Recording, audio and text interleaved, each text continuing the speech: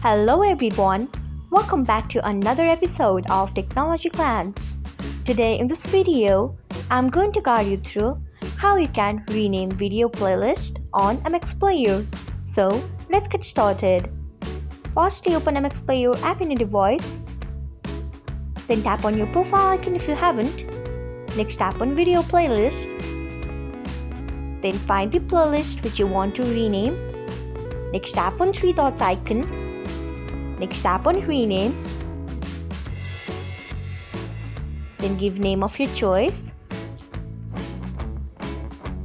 Next tap on OK.